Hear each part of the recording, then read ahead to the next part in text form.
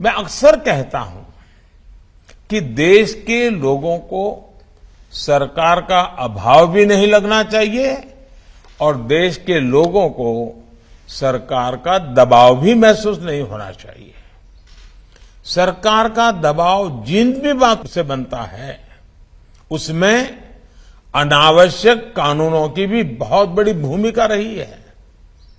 बीते 8 वर्षों में भारत के नागरिकों से सरकार का दबाव हटाने पर हमारा विशेष जोर रहा है।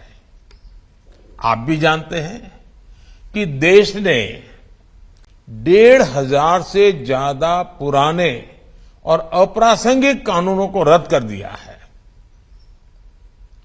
इनमें से अनेक कानून तो गुलामी के समय से चले आ रहे हैं।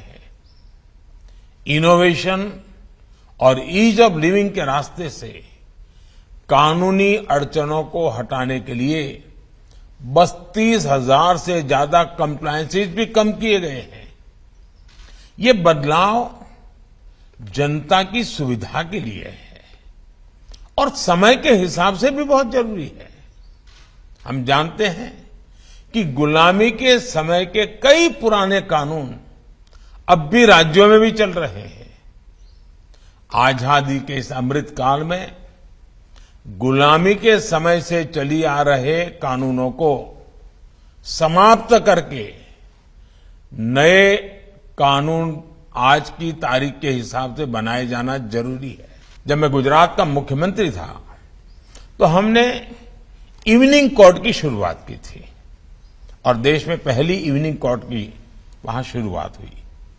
इवनिंग कोर्ट्स में ज्यादातर ऐसे मामले आते थे जो धाराओं के लिहाज से बहुत कम गंभीर होते थे।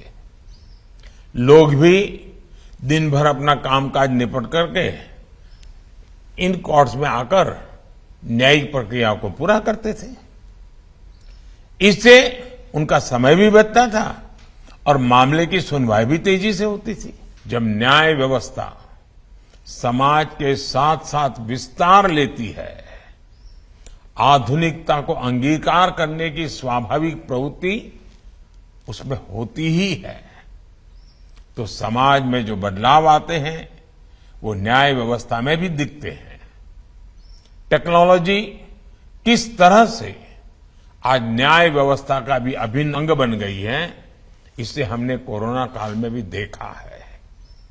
आज देश में ई कोर्ट्स मिशन तेजी से आगे बढ़ रहा है। वर्चुअल हियरिंग और वर्चुअल पेशी जैसी व्यवस्थाएं अब हमारे लीगल सिस्टम का हिस्सा बन रही है। इसके अलावा केस की ई फाइलिंग को भी बढ़ावा दिया जा रहा है। अब देश में 5G के आने से इन व्यवस्थाओं में और भी तेजी आएगी।